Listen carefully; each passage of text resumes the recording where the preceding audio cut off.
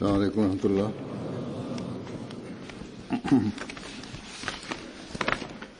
أشهد أن لا إله إلا الله وحده لا شريك له وأشهد أن محمدا عبده ورسوله. أما بعد فأعوذ بالله من الشيطان الرجيم. بسم الله الرحمن الرحيم. الحمد لله رب العالمين الرحمن الرحيم مالك يوم الدين. إياك نعبد وإياك نستعين.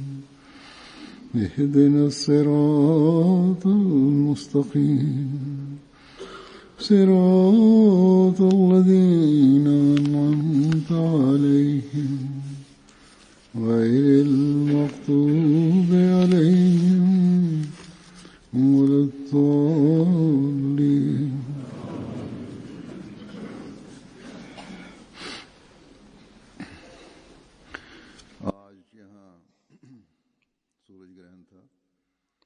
Il y a eu aujourd'hui ici au Royaume-Uni une éclipse du soleil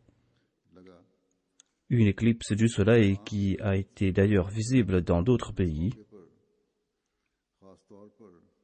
Lors de pareils événements, le saint prophète Mohammed sallallahu alayhi wa sallam nous a recommandé de prier, d'accomplir l'istighfar, d'implorer le pardon de Dieu, de faire de l'aumône et d'accomplir la salat de l'éclipse. Les djamats de ces pays où l'éclipse était visible ont reçu comme directive d'accomplir la salat al-kusuf, la prière de l'éclipse. Salat ou prière que nous avons accomplie ici aussi selon la sunna du saint prophète Mohammed sallallahu alayhi wa sallam. Les hadiths nous informent que les éclipses du soleil et de la lune comptent parmi les signes spéciaux d'Allah. Et d'ailleurs, selon le saint prophète Mohammed sallallahu alayhi wa sallam, un signe grandiose attestant l'avènement du Messie est celui des éclipses du soleil et de la lune, des éclipses qui sont apparues à l'est comme à l'ouest, en faveur du Messie premier l'Islam, par la grâce de Dieu.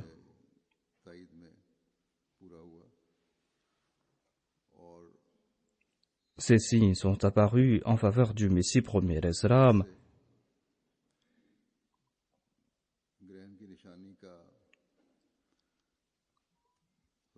En somme, le signe de l'éclipse a une relation particulière avec le Messie premier l'Islam et la Jamaat Ahmadiyya. L'on ne peut affirmer que l'éclipse d'aujourd'hui est un signe de l'avènement du Messie premier l'Islam. Certes, les éclipses sont des signes de la part de Dieu, mais cette éclipse d'aujourd'hui n'a aucune relation particulière avec le Messie premier l'Islam. Mais cette éclipse nous rappelle certainement celles qui sont apparues comme signes annonciateurs de l'avènement du Messie premier l'Islam. L'éclipse d'aujourd'hui et ce jour nous rappelle aussi ceci, car nous sommes aujourd'hui un vendredi, et le vendredi a une relation particulière avec l'avènement du Messie premier l'Islam. Le mois de mars nous rappelle aussi ceci, car après 3 jours, soit le 23 mars, nous allons célébrer la journée du Messie promis à l'Islam. En somme, ce mois, ce jour et cette éclipse nous rappellent sous des angles différents l'histoire de la Jamaat Ahmadiyya. Et quand je préparais les notes pour le sermon, pour la prière de l'éclipse, je me suis dit que je dois aussi évoquer le thème de l'éclipse dans le sermon du vendredi d'aujourd'hui.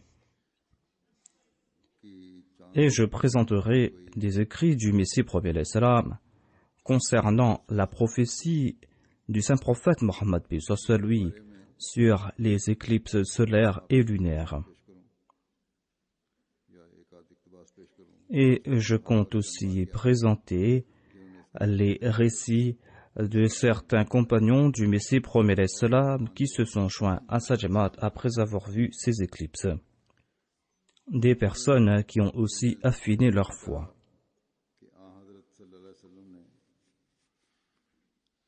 Le saint prophète Mohammed sallallahu alayhi wa sallam avait accordé une grande importance à ces éclipses.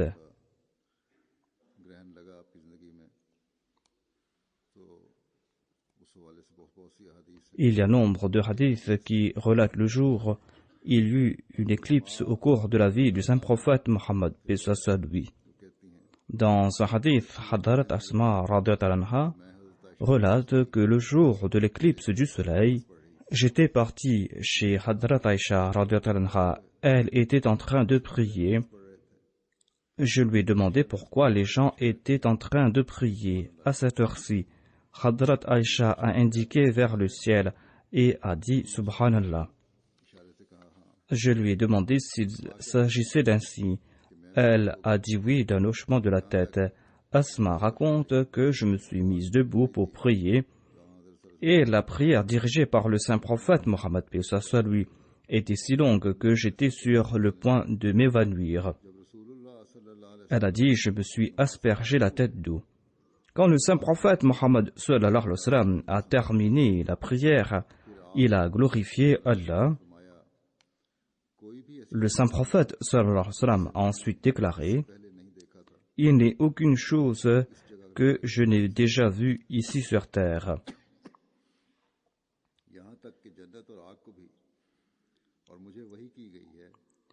J'ai vu le paradis et l'enfer, et Dieu m'a révélé que vous serez éprouvés dans vos tombes, les épreuves qui ressembleront aux épreuves de Dajjal.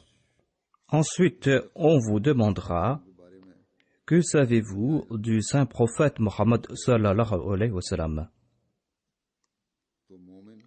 On va poser ces questions aux croyants.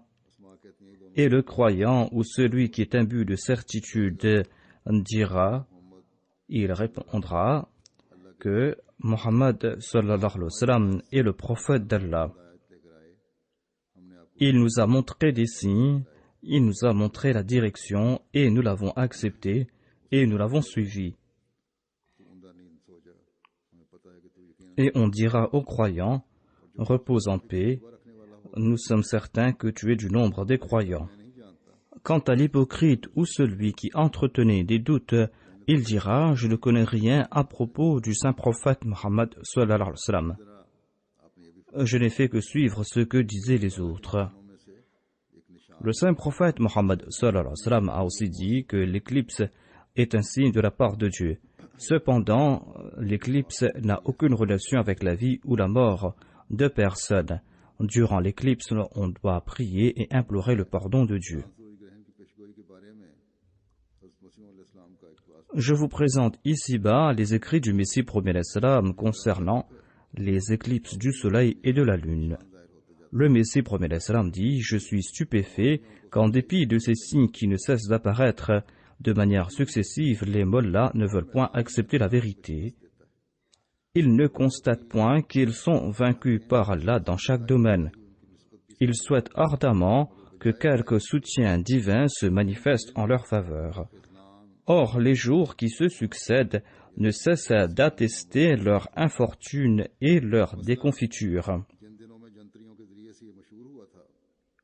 Par exemple, quand on a su grâce à l'almanach qu'il y aura des éclipses du soleil et de la lune au cours du mois du Ramadan, et que les gens se sont dit qu'ils sont en train de vivre les jours du promis, eh bien, les mollahs étaient apeurés.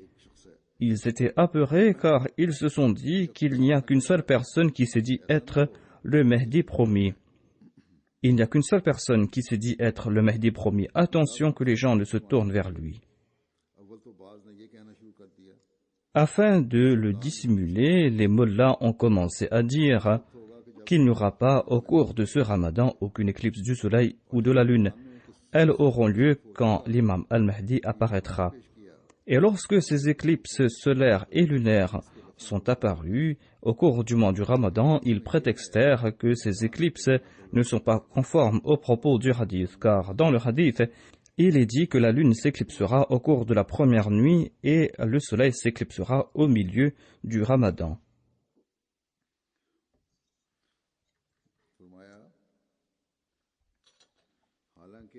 Et dit le Messie premier salam, la lune, quant à elle, s'est éclipsée au cours de la 13e nuit du mois du Ramadan et le soleil à la date du 28 du Ramadan. Je leur ai expliqué que le hadith ne parle pas de la première nuit du mois lunaire, car la lune de la première nuit n'est pas appelée Qamar, mais Hilal en arabe. Or, le hadith fait mention de Qamar et non pas de Hilal. Ainsi, le hadith révèle en fait que la lune s'éclipsera au cours de la première des nuits pendant lesquelles elle peut s'éclipser, c'est-à-dire la 13e, et le soleil s'éclipsera au cours des jours 10 milieux, c'est-à-dire le 28e jour. Après avoir eu connaissance de ces explications, ces mollahs furent fort embarrassés, et délibérément, ils présentèrent cette autre excuse, à savoir qu'un des rapporteurs de ce hadith et de la chaîne de narration n'est pas digne de confiance. Lorsque je leur ai expliqué qu'étant donné que cette prophétie faite par le hadith s'est accomplie, eh bien, le doute concernant la chaîne de transmission n'a pas lieu d'être. Étant donné que la prophétie faite par le hadith s'est accomplie, on ne peut pas mettre en doute la chaîne de transmission. Ce doute n'a pas lieu d'être. L'accomplissement de la prophétie prouve qu'elle a été faite par un véridique. Insinuer que ce sont là les paroles d'un menteur reviendrait à rejeter des évidences.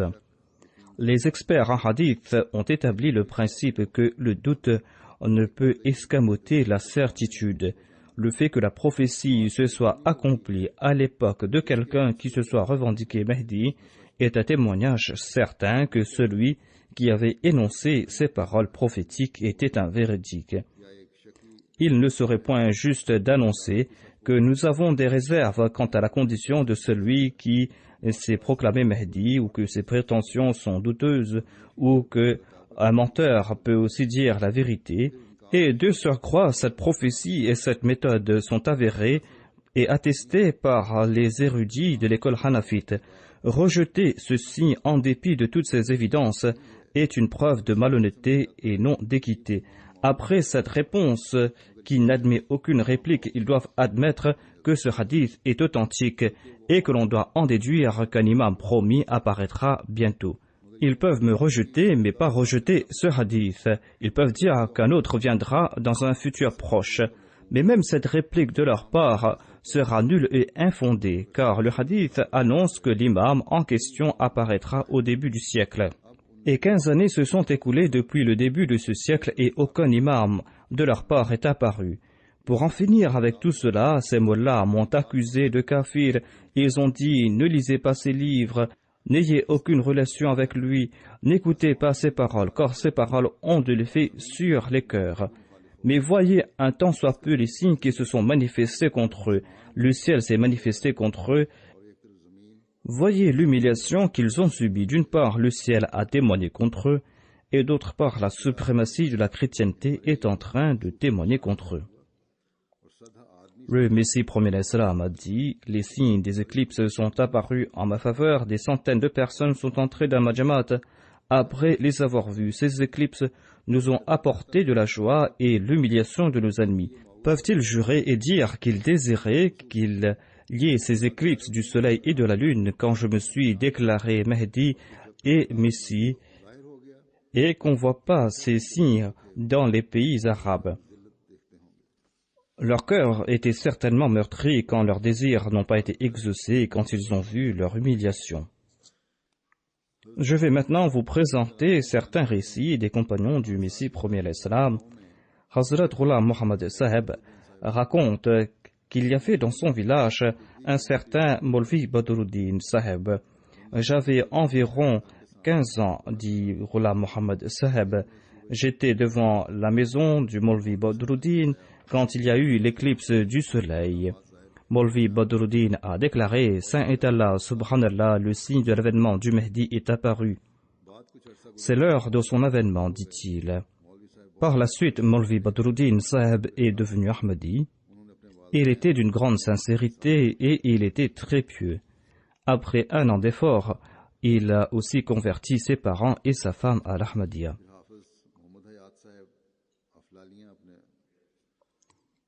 Hafiz Muhammad Hayat Saheb de l'Alliant avait écrit un article intitulé L'Ahmadiyya à l'Alliant.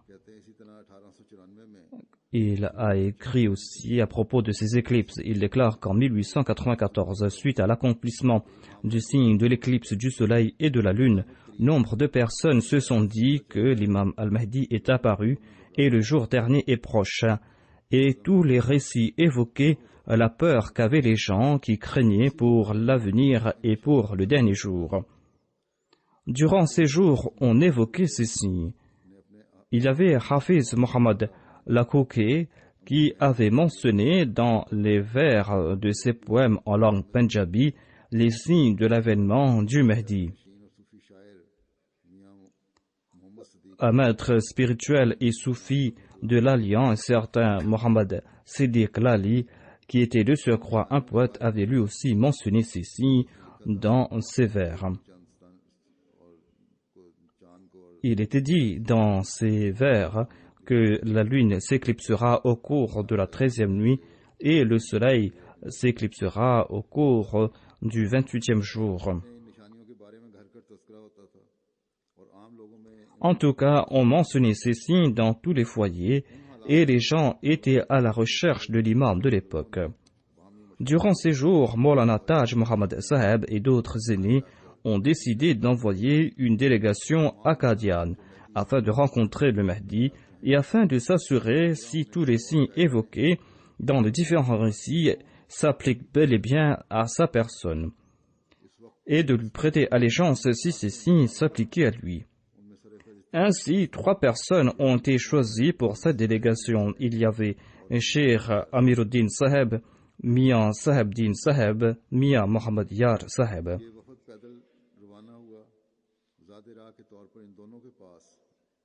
Ils partirent à pied. Ils avaient pour seule provision 1 roupie 50.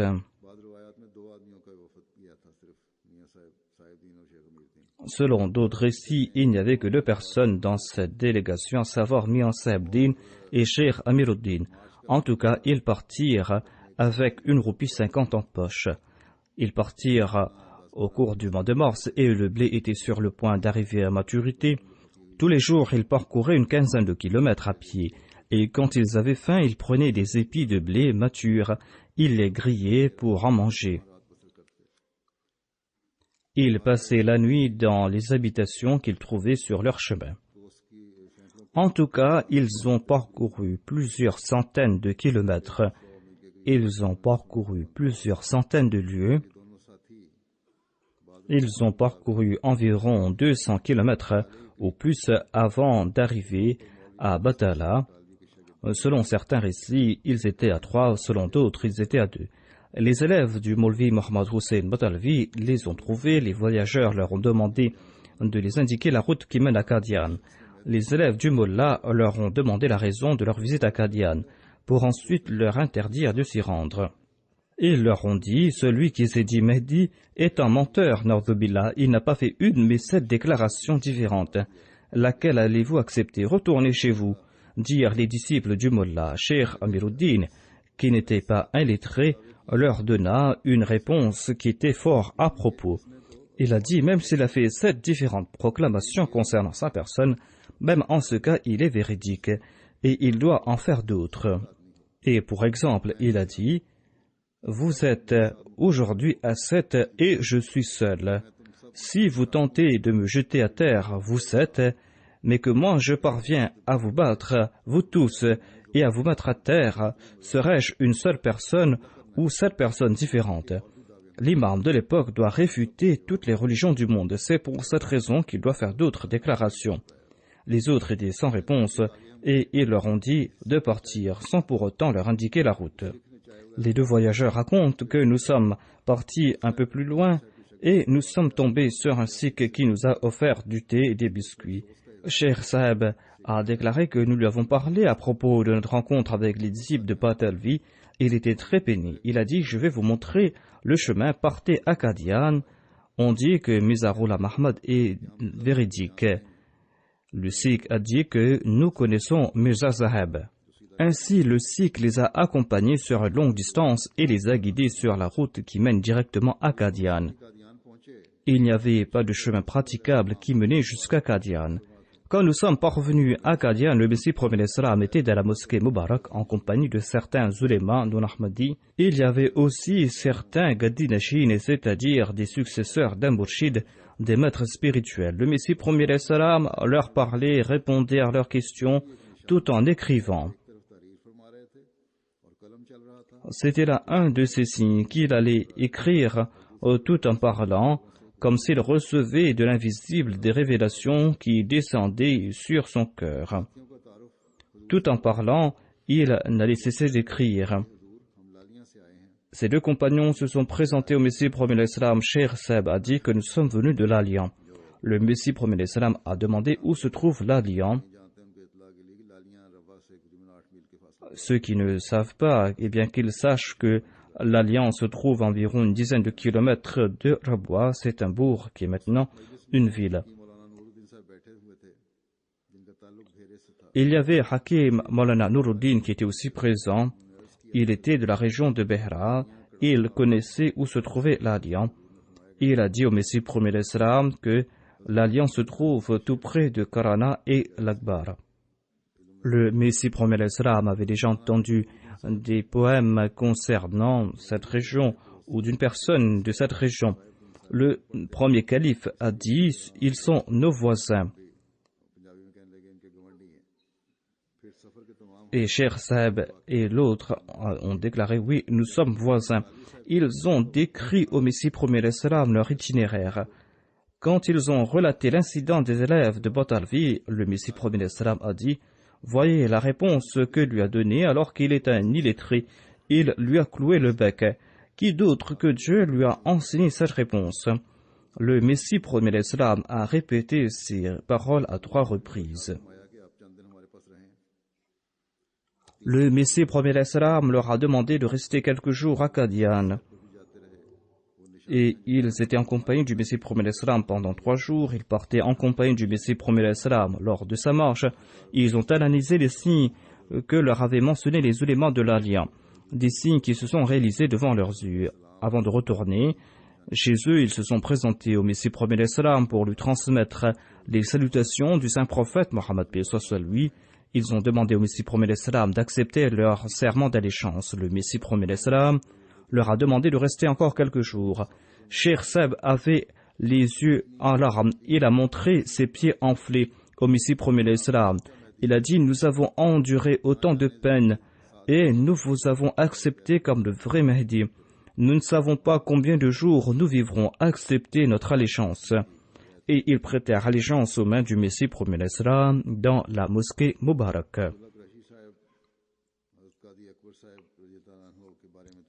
Asadullah Qureshi Saheb rapporte à propos de Qazi Akbar Saheb qui était affilié aux Ahl Hadith avant d'embrasser la Jamaat Ahmadiyya.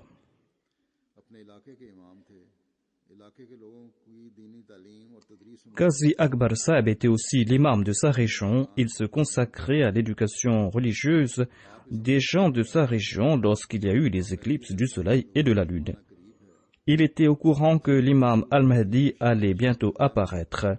Quand il y a eu les éclipses du soleil et de la lune, il en a fait mention à ses élèves et à ses amis. Bashir Ahmad Saheb, un de ses petits-fils, disait qu'un certain Mia Manga Saheb raconte que lorsqu'il y a eu les éclipses du soleil et de la lune, Qazi Akbar Saheb a dit que c'était là un signe qui est apparu et que l'imam al-Mahdi est venu et que nous devons le chercher. Durant ces jours, les gens du bourg partaient à Jehlam pour leur commerce. Qazi Saheb a demandé à ceux qui partaient pour Jehlam de demander à Maulvi Burhanuddin Saheb de leur informer à propos de l'imam al-Mahdi, étant donné que les éclipses du soleil et de la lune étaient apparues. Maulvi Burhanuddin Saheb a envoyé une lettre et quelques livres à Qazi Akbar Saheb.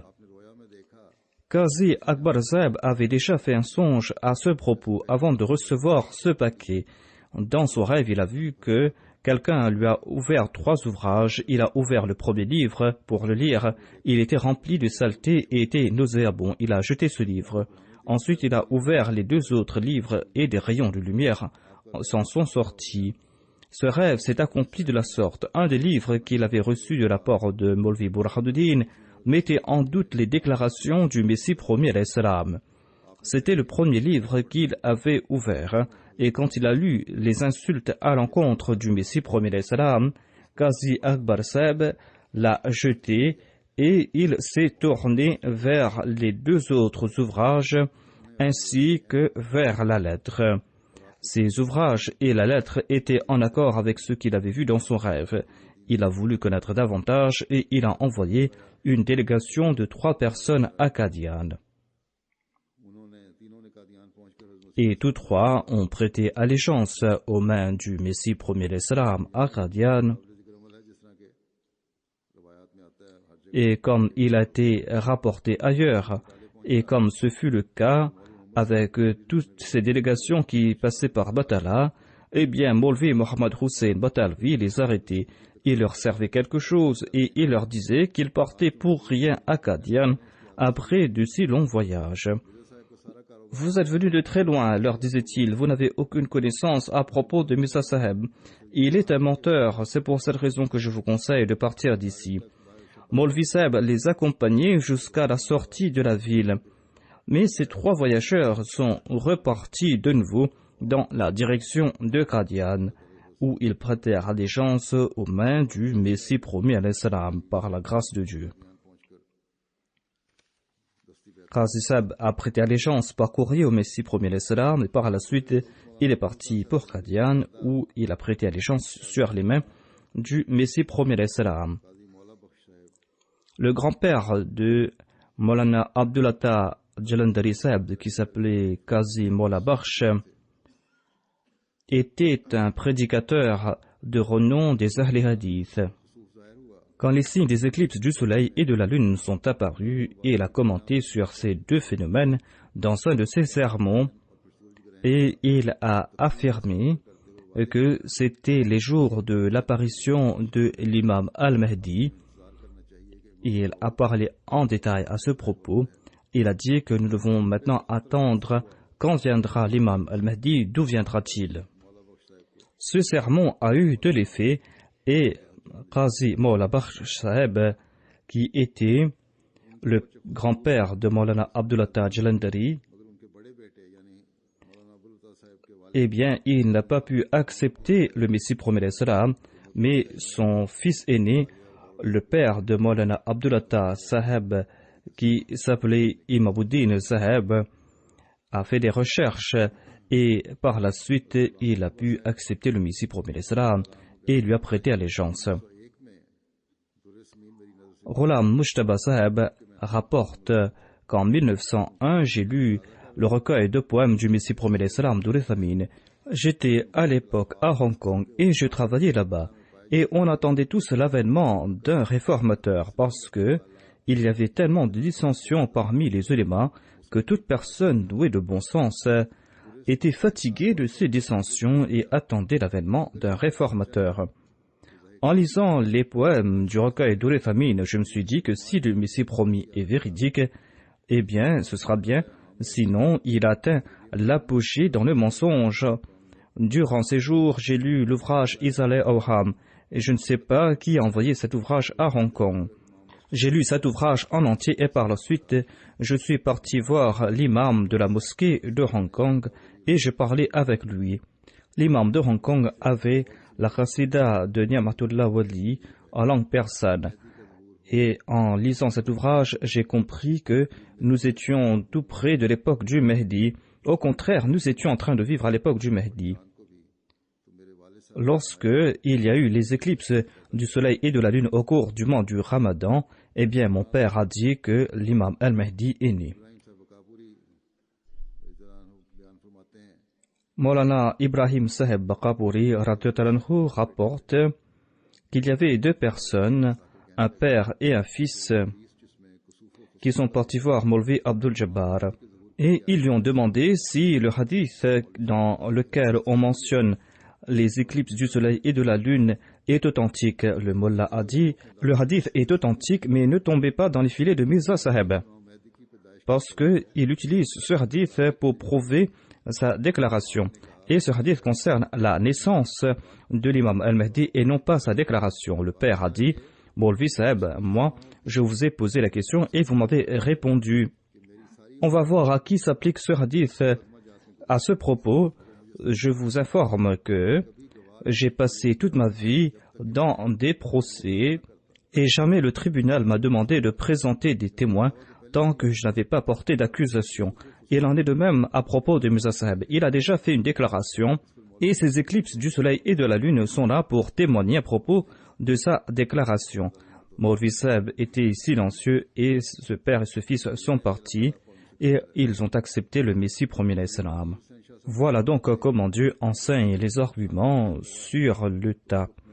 Ensuite, Sayyid Nazir Shah Saheb rapporte que lorsqu'il y a eu les éclipses du soleil et de la lune, j'étais à la maison, mon père a dit que c'est un signe en faveur de Mirza Saheb et cela a eu de l'effet sur moi et j'ai accepté le Messie promis l'Islam. Sayyid Zainul Abidin Waliullah Shah Saheb dit qu'à l'époque, on faisait beaucoup de bruit à ce sujet, à savoir que les musulmans étaient voués à la destruction. Et nous sommes à la fin du XIIIe siècle. C'est le moment de l'avènement de l'imam al-Mahdi. Et après lui, Hadrat Isa alayhi salam devait venir. Ma mère parlait à propos du Mahdi et de Isa, et elle disait que nous sommes en train de vivre à l'époque de leur avènement, et elle disait aussi qu'il y aura les éclipses du soleil et de la lune qui vont témoigner en faveur du Mahdi, et ces signes sont apparus. En tout cas, par la suite, tous les membres de cette famille ont accepté l'Ahmadiyya. Hazrat Mirza Ayub Beg Saheb déclare que dans le recueil de hadith d'Al Qudni, on trouve mention de cette prophétie concernant les éclipses de la lune et du soleil au cours du mois du Ramadan, des signes en faveur de l'imam al-Mahdi. En mars 1894, il y a eu l'éclipse de la lune. Lorsque les jours étaient proches pour l'éclipse du soleil, eh bien ces deux frères sont partis pour Qadian pour aller voir le signe en compagnie du Messie promis l'Islam et pour accomplir la prière de l'Kusuf.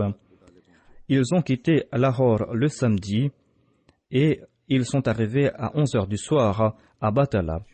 Le lendemain matin, devait avoir l'éclipse du soleil. Voyez donc que leurs zèles, c'était des jeunes qui voulaient voir cette éclipse. Il y avait une tempête, il y avait des éclairs, de la foudre, et le vent était contraire. Ils avaient le vent qui soufflait dans leur direction, et ils avaient de la poussière dans leurs yeux. Et ils marchaient alors qu'il y avait des éclairs. Il y avait aussi Maulvi Abdul Ali qui les accompagnait. Ils ont dit que coûte que coûte, nous allons voyager la nuit pour arriver à Qadian pendant la nuit. Ils étaient déjà Ahmadis.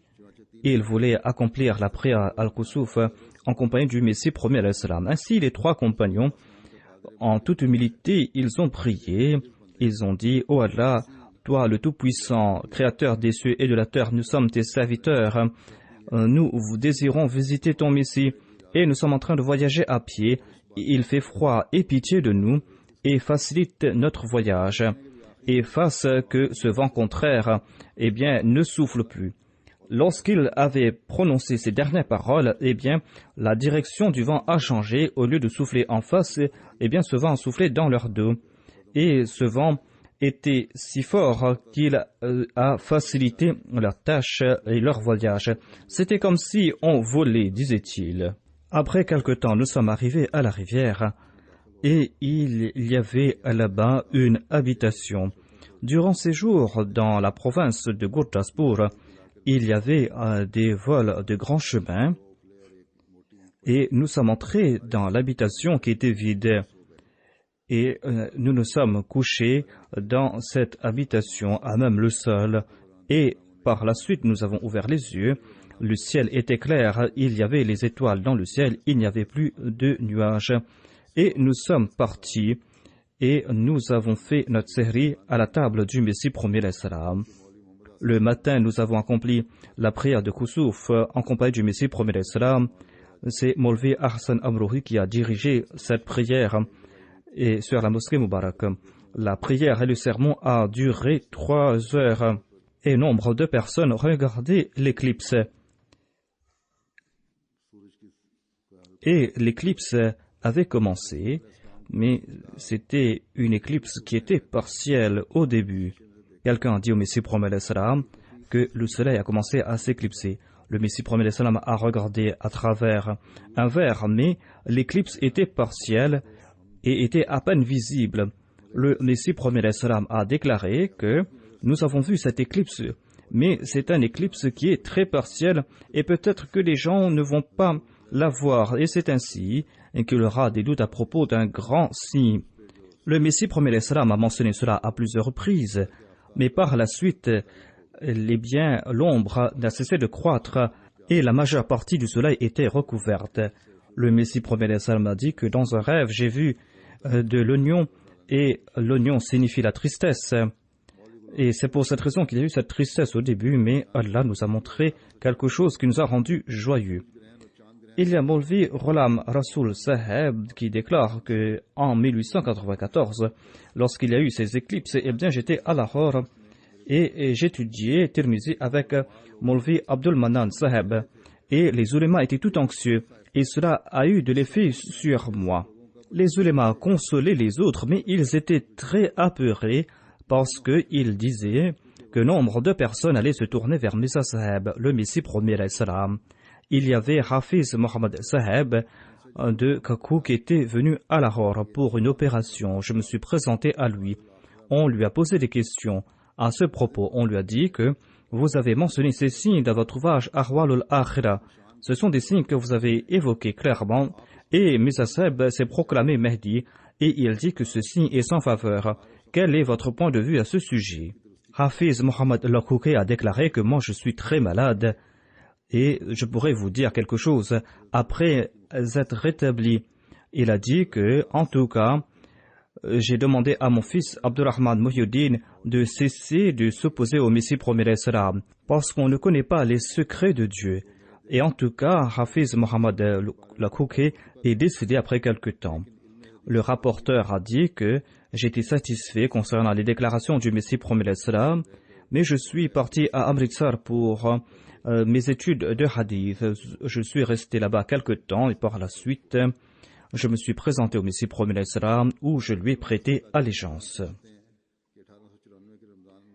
Il y a Bay Abdurrahman Saheb Qadiani qui a déclaré qu'au cours du mois du Ramadan en 1894, il y a eu ces signes des éclipses du soleil et de la lune. Et jusqu'à présent, je me souviens de cette scène et je me souviens de ces paroles que j'ai entendues. Il y avait notre maître d'école, Molvi Jamaluddin Saheb, qui évoquait cela dans la classe à l'école. Il en a fait mention. Dans la classe, il a dit que maintenant on doit chercher le Mehdi des derniers temps. Certainement, il se trouve dans une grotte quelconque, parce qu'aujourd'hui un grand signe en sa faveur est apparu. Bay Abdurrahman déclare que j'étais dans la classe, je me souviens de cette classe, de ce lieu, je me souviens aussi des garçons qui étaient là devant moi. Je me souviens aussi de la chaise sur laquelle était assis cet instituteur, la table sur laquelle il tapait de sa main.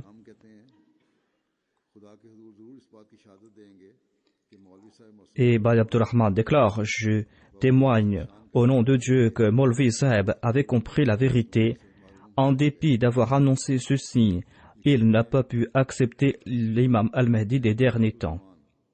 Je me souviens de cette parole, le Mahdi des derniers temps.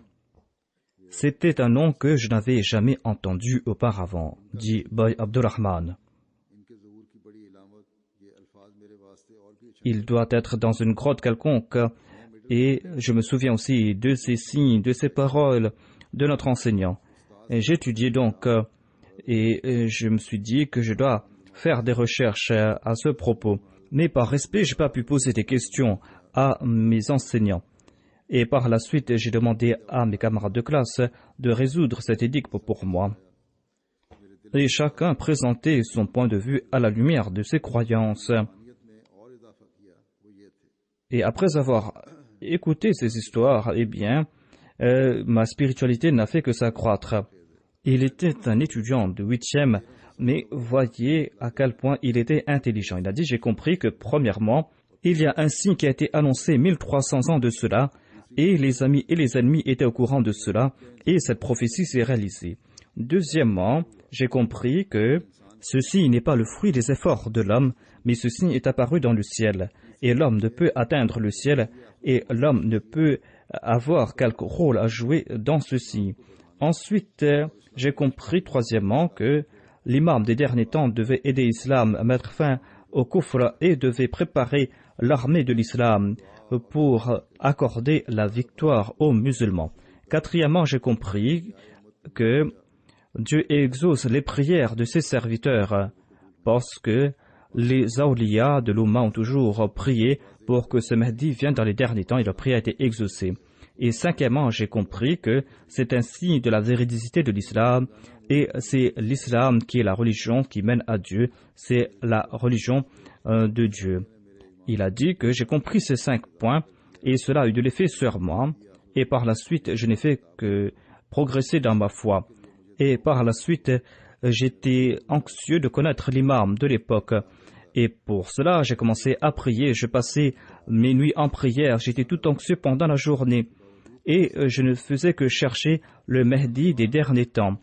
En dépit de mon jeune âge, eh bien, ces pensées m'avaient affecté à tel point que j'implorais Dieu en larmes pour qu'Allah fasse que je puisse connaître cette personne. Et en fin de compte, Dieu a exaucé ses prières et il a pu accepter l'imam de l'époque.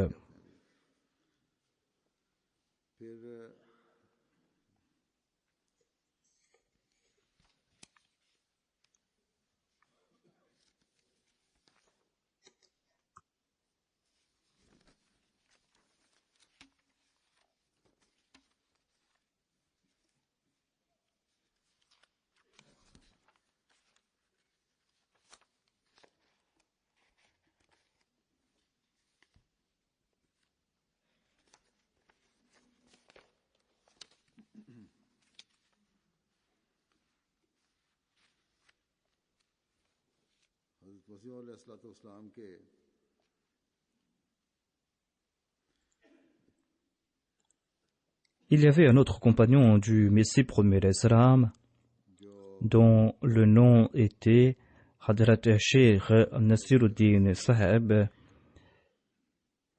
et qui était né en 1858 dans la province de Jalandhar.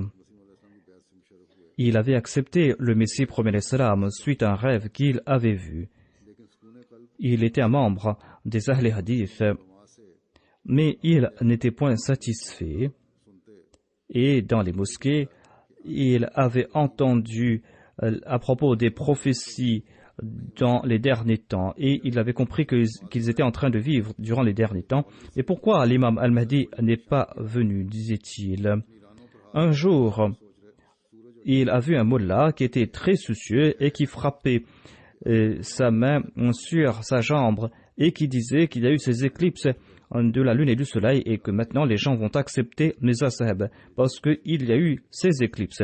Eh bien, ce compagnon, Cheikh Nasiruddin Saheb, a entendu ces paroles. Son inquiétude a pris de l'ampleur. Il a dit, que dit ce mullah? Si cette prophétie s'est accomplie, eh bien, on doit s'en réjouir. Il a commencé à prier en toute humilité. Il a dit, ô mon Seigneur, guide-moi. Et Allah l'a guidé. Et dans un rêve, il a vu qu'il y avait une grande calamité qui allait frapper, mais il a tiré dessus. Et cette calamité, cette chose a disparu. Et ensuite, il est parti accomplir la prière en congrégation sur une mosquée. Il a rapporté ce rêve à un mullah et il a interprété ce rêve. Il a dit que vous aurez le dessus sur votre Satan et vous allez vous joindre à une jamaat de 2 personnes pures. Durant ces jours, il a entendu parler à propos du Messie promis l'Islam. Il est parti à Qadian et il a vu que son rêve s'est accompli. Et sans rien dire, il a prêté allégeance sur les mains du Messie promis l'Islam. C'est ainsi que ces éclipses du soleil et de la lune et les paroles de ces mots-là l'ont guidé dans la bonne direction. Qu'Allah guide les musulmans d'aujourd'hui, que ces musulmans acceptent le Messie promis l'Islam au lieu de s'opposer à lui. Après la prière de Juma, je vais diriger la prière funéraire de Azizam Ahmad Yahya Bajwa Saheb, fils de Mokaram Naim Ahmad Bajwa Saheb de l'Allemagne. Ahmad Yahya Bajwa était un étudiant de la Jamia de l'Allemagne. Le 11 mars 2015, à l'âge de 27 ans, il est décédé des suites d'un accident. Inna lillahi wa inna ilayhi raji'un. Il s'était inscrit à la Jamia, mais en raison d'une maladie, il avait laissé ses études et après 2 ans, il voulait de nouveau étudier à la Jamia et en dépit de son âge, donc il étudiait à la Jamia, il a eu son admission, il était dans la classe Rabia et c'était une personne très humble, c'était quelqu'un qui était imbu de l'esprit du Waqf. C'était quelqu'un de très aimé par la grâce de Dieu. Et il savait très bien conseiller ses compagnons. La plupart de ses camarades de classe m'ont écrit et tous ont fait ses éloges. Et la chose principale qu'ils mentionnaient tous était son humilité, le fait qu'il ne se disputait avec personne. Et si les autres se disputaient, eh bien, il essayait de les corriger, de les aider. Il y avait un des membres de la Jamia, un des travailleurs de la Jamia. Ce n'est pas un enseignant, mais un travailleur de la Jamia qui avait l'habitude de fumer la cigarette. Il a conseillé cette personne tant et si bien que celui-ci a cessé de fumer et il conseillait très bien les autres avec amour et affection. Il avait une très bonne relation d'amour, d'affection et d'amitié avec les autres. Qu'Allah exalte son statut et lui accorde son pardon. Après les prières de Juma, je vais diriger sa prière funéraire, Inch'Allah.